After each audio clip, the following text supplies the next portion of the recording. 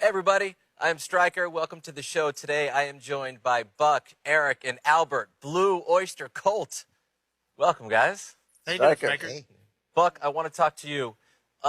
Who of the two guys here did you meet first, and under what circumstances was that first meeting? It was Albert first, and the circumstance was we went to the same college. That's where we met. We were both engineering students at the time, and that lasted until we got the music bug. We got bit. And what city did you grow up in? I grew up on Long Island. I was born in Flushing, went to grade school in Merrick, went to high school in Smithtown, and lived in various other places after that. And Albert, where did you grow up? I grew up in the Thousand Islands. It's an area of upstate New York, like right on the Canadian border, basically, in the St. Lawrence River. All right, and so you're living there, and you're living with your family. How did you get the music you love then? Who are some of the artists you liked? Did you get music from your friends? Was it being played in your house? My mom was a big music fan, and she loved Benny Goodman and these kind of that kind of swing music. So I got to listen to that when I was very young. But we moved to Greece for a year when I was 5, and when we were coming back, all the records got destroyed.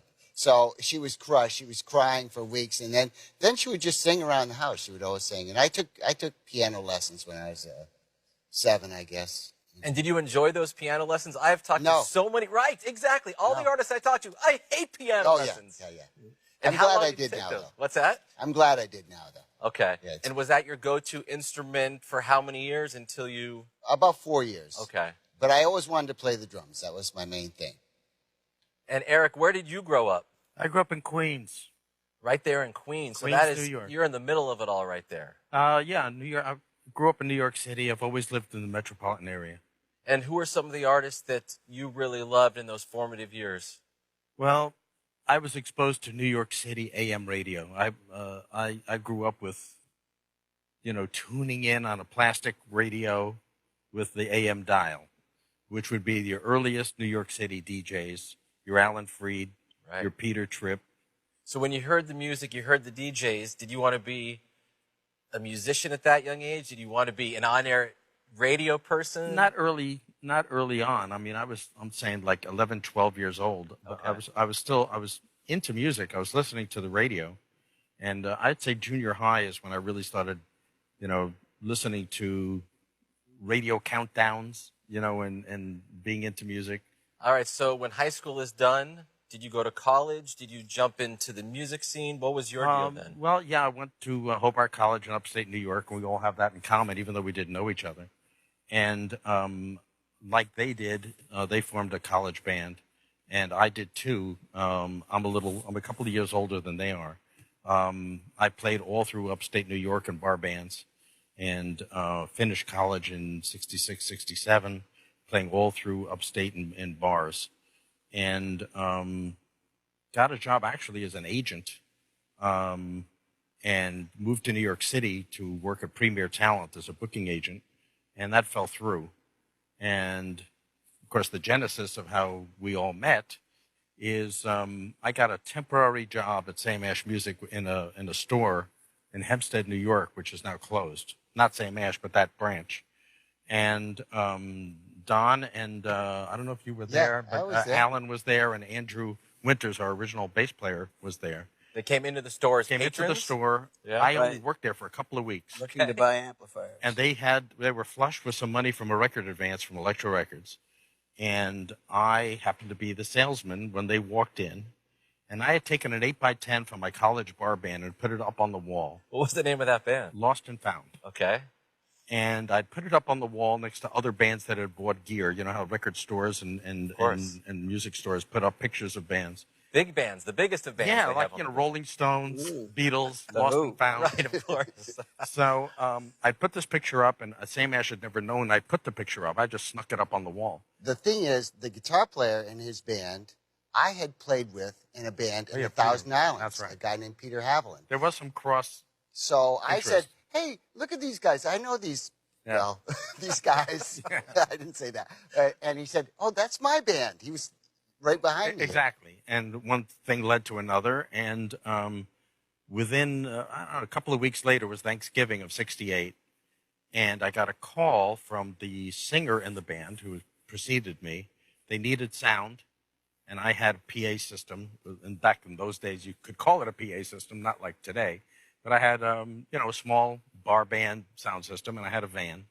And they said, could you come down and do sound for us? Because the sound at the Electric Circus was crappy. Thanksgiving Day of 68, I drove into the city and did the sound for everybody. And I think we all got kind of toasted, as I recall. It was a strange night. Yeah. And I did the sound for the band. And Sandy Perlman, who was the band's manager at the time, approached me after the show and asked me would I be interested in working with the band. I think because I had a van. So I had the van, I had the columns and my Bogan 100 amp, and I was willing to go. And I moved into the band house Christmas Day of 1968. Wow. And that was the genesis of how I got in there.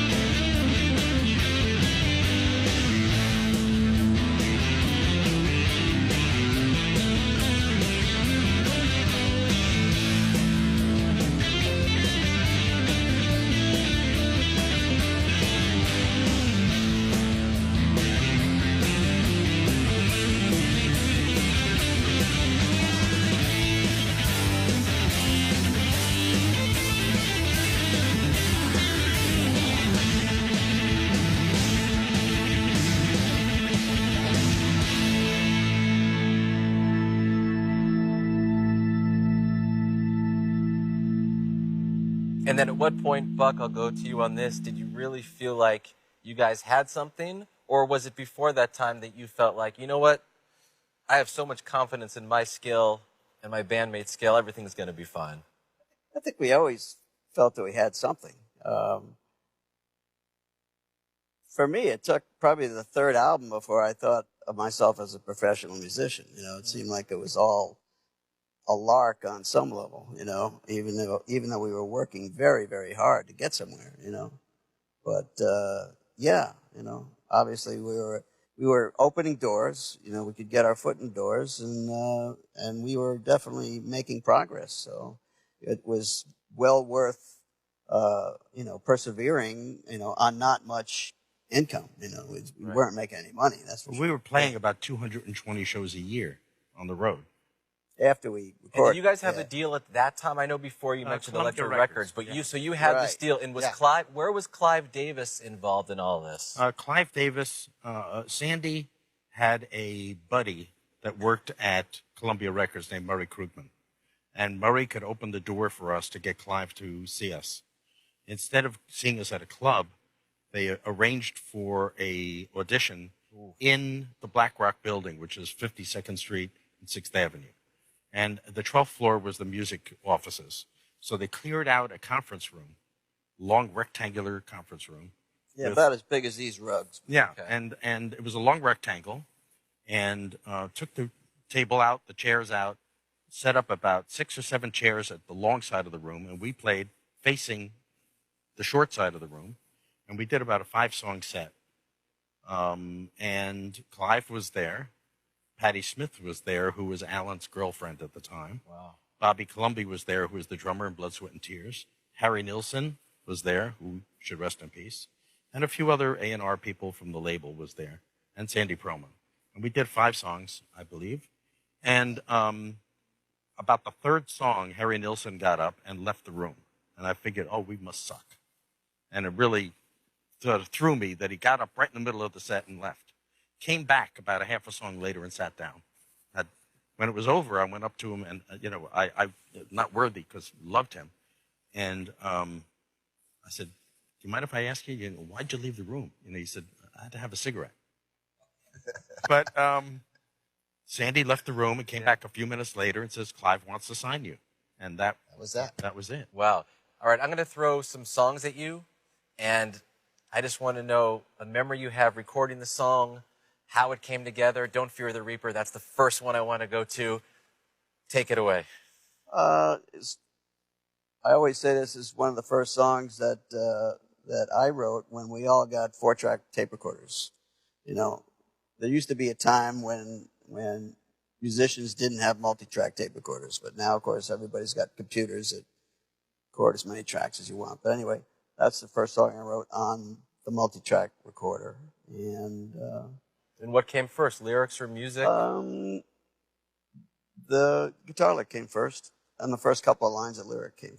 You know, after that, it was a lot of work to get the rest of it out. But that's how. And why was it so much work? Just getting into the studio and fine tuning every little. No, by the time we got to the studio, it was pretty well formulated. But just to complete the story and make it go somewhere and do the arrangement. And what do you remember about the early reception of that song, going out and playing that live, Eric? It always went over well. Of course, it was a hit. Yeah. And we were not used to having a hit. We were always like a, scrabbling band trying to inch its way up. And all of a sudden, here's an album with a hit on it. Yeah, we were very comfortable being sort of like an album-oriented, semi-underground band. Right, you weren't just like, let's make a big song, Yeah. guys. You were like, let's make a cool album. And then obviously Yeah. great things have come We from were the not collection, known right? for hits, and this is our No. 5th record. Right. Right. We'd never had an AM in those days, AM chart hit.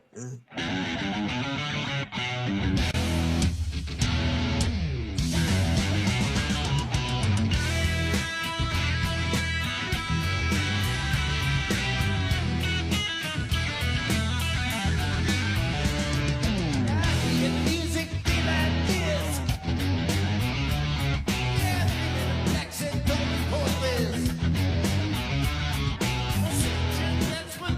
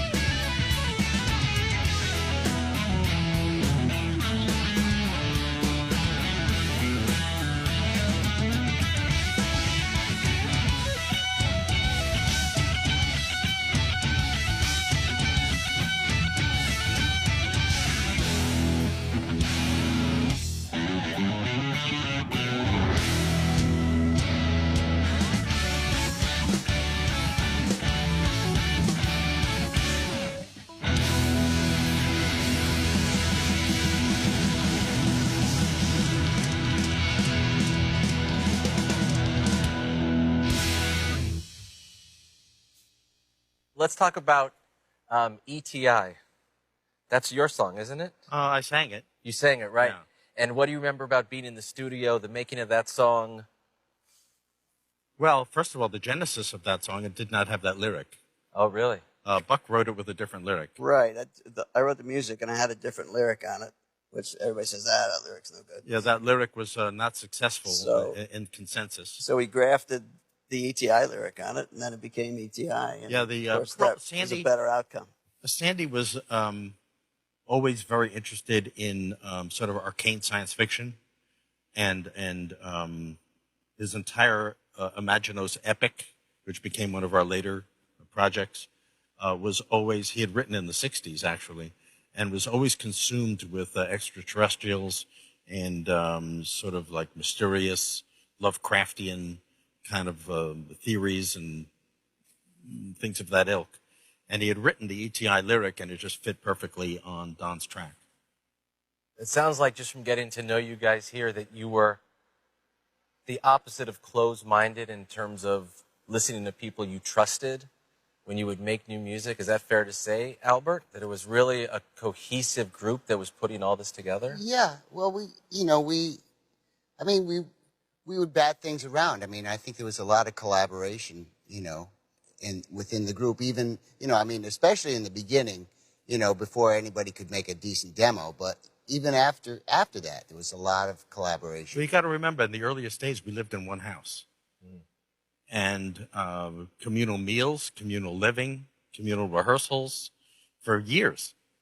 And we lived in Great Neck, in a little part of Great Neck, Long Island called Thomaston, and in the late 60s. And from there, we moved to different band houses on Long Island. And every house had rehearsal. And we would all, certain time of the day, we would all say, let's go down the basement and rehearse. And if we weren't rehearsing, we'd be jamming. And if we weren't jamming, we'd be just two of the guys would go down there and do something. Or I remember Alan just going in the basement and just learning a variety of different ways of playing the same hand positions on piano, schooling himself. And it would be just a music place, for everybody to get their shit together. You're boned like a saint with a consciousness of a snake.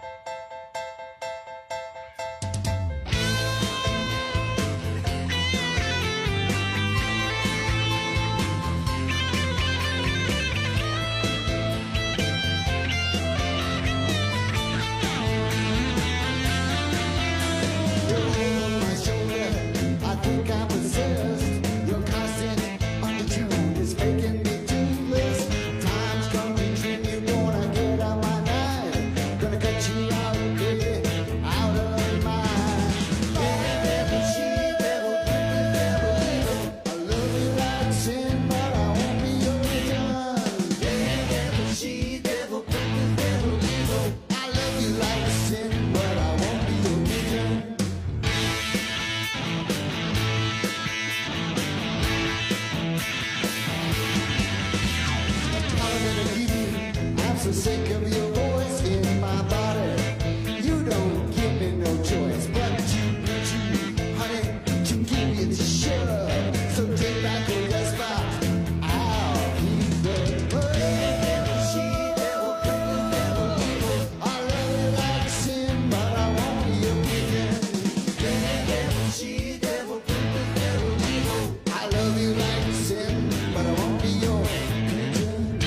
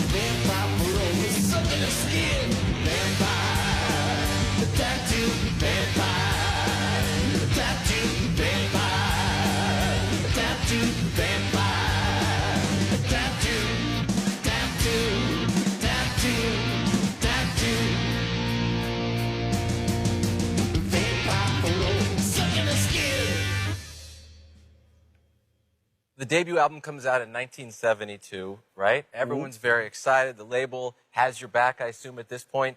And what do you remember about the release of that album? I'll go to you on this, Buck. It was a validation, you know. It was the point where my parents stopped bugging me to get a real job, you know, because you know here was a Columbia record with my name on it, you know, and that was great. So.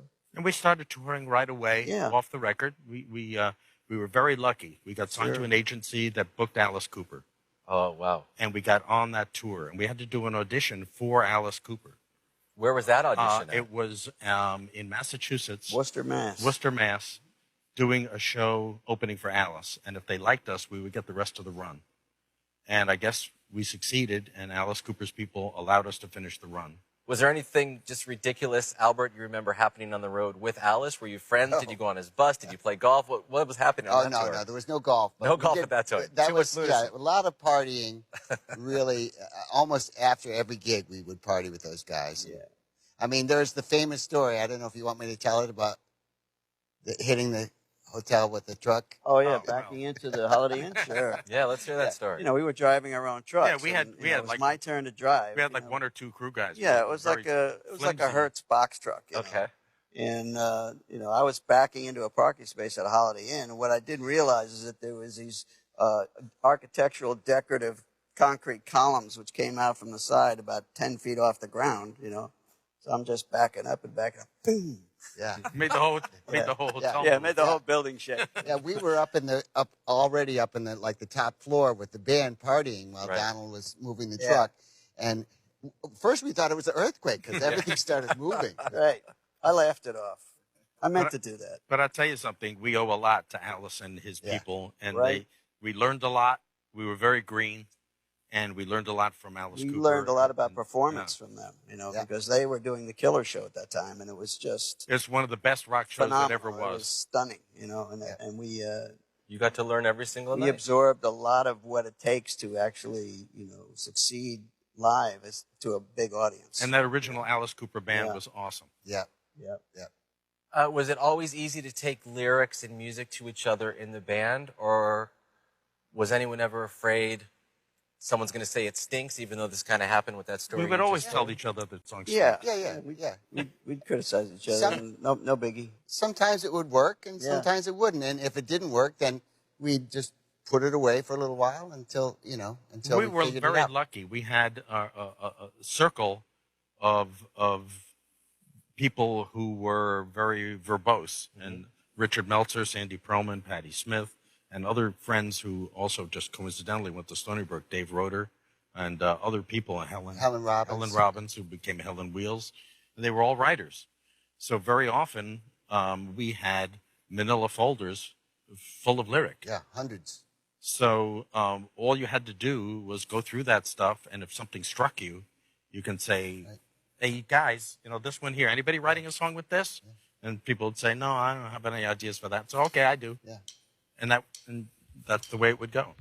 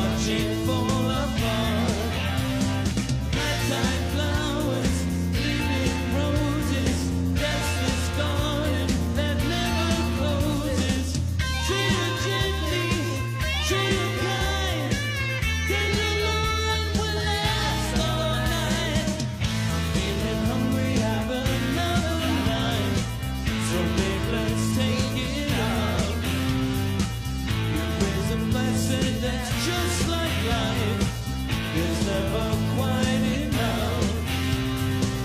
It's never quite enough. Nighttime flowers, weeping roses, restless garden that never closes. Treat her gently, treat her kind, 'cause the Lord will last all night.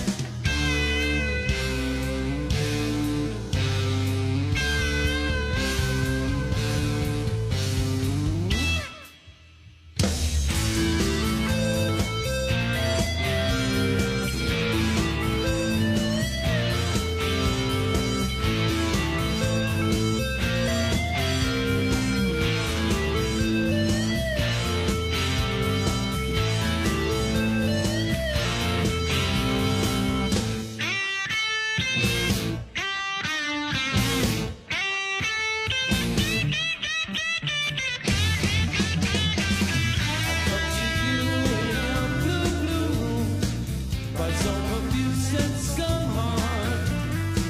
You raise a glass and let's have light all night. Let's watch it fall apart. Let's watch it fall apart. Let's watch it fall apart.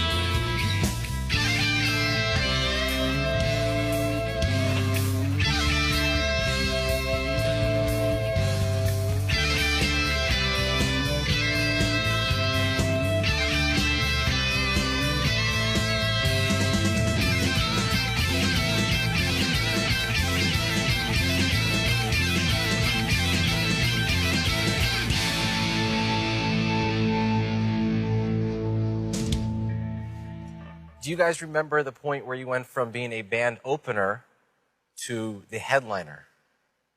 And the circumstances on that, and when you really incorporated the lasers and the crazy live shows? You know, I don't know if I'm 100% correct, but I remember the Fox Theater in Atlanta being one of the first places we ever headlined. Yeah, I think you're right. After our third record, Secret Treaties, and we got a lot of positive, all of a sudden the press was writing about this new band. Meanwhile, we'd been around for a few years already, but we were the new band when that record came out. And so we started getting headline gigs. We came out to California in that year, I think, and we played in Washington. Using lasers for the live show and incorporating that and making it just a whole experience for people that went to see you guys and go to see you guys play. Whose idea was that? And did anyone flip out like, we can't do that? It's too expensive. You're going to lose money. Please tell me the story. You've done on some lasers. homework. Well, Sandy discovered David Infante, who was this scientist who invented this new tech laser. And he took what were literally non-commercial laser use and found a way of doing new and very interesting things with it. And he was doing a laser show in Manhattan in the loft, and he took us up to see it. And it was like so sci-fi and so amazing. It was mesmerizing. And we were flush with the money from the Agents of Fortune Success, which was our first gold and platinum record. So we said, let's do it. And we took this stuff on the road, and it was staggeringly expensive. Yeah, so, the lasers were very fragile at that time. They Yeah, were you big should not. and very I'm going to fragile. use a New Yorkie term here. You can't schlep this stuff around. Yeah. And we schlepped it around in the semis, and it had no right to be moved from his loft. And when it Yeah. broke, it had to be flown back to Orlando, where it had to be repaired. And Yeah, it was Atlanta. It was staggering. But for about a year and a half, we had the most amazing show you ever want to see. And how cool was it for you guys to see the reaction of these people coming to see you play who were probably just losing their mind, Albert? Yeah. We were on the top of the world. It was just amazing. It was fantastic. There was no group that could beat us. We were like, that was it. It was a pretty amazing show in its time.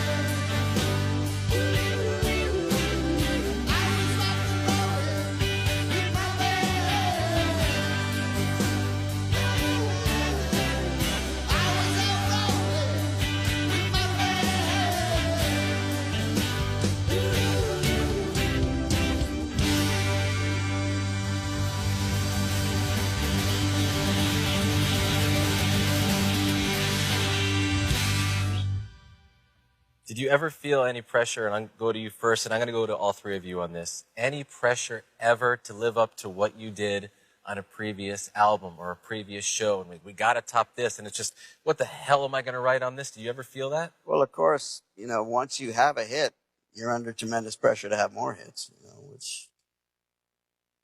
which is unfortunate. It's too bad. You couldn't go back and just make the kind of records that you want to make, whether it's a hit or not. But there is a certain expectation, on the part of the record company, if not yourself and your fans, to have more hits. So yeah, it changed. Everything changed after the hit. Yeah, and not everything was good, but a lot of it was. I mean, we could headline anywhere. Right. and you're still playing shows now, and people can name a majority of your songs in 2 seconds. You guys created something from nothing 2 seconds into a song. I mean, that's got to feel pretty insanely good, right? Amazing. Right? Okay. Amazing.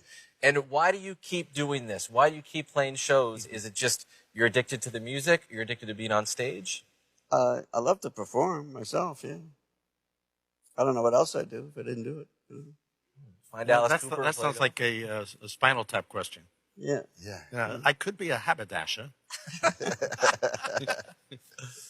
Thank you so much for chatting with me. I really enjoyed it. What a thrill. So thank you. Glad to be Thank here. you. All right. Blue Öyster Cult. They have been our guests, and I'm Stryker. Till next time.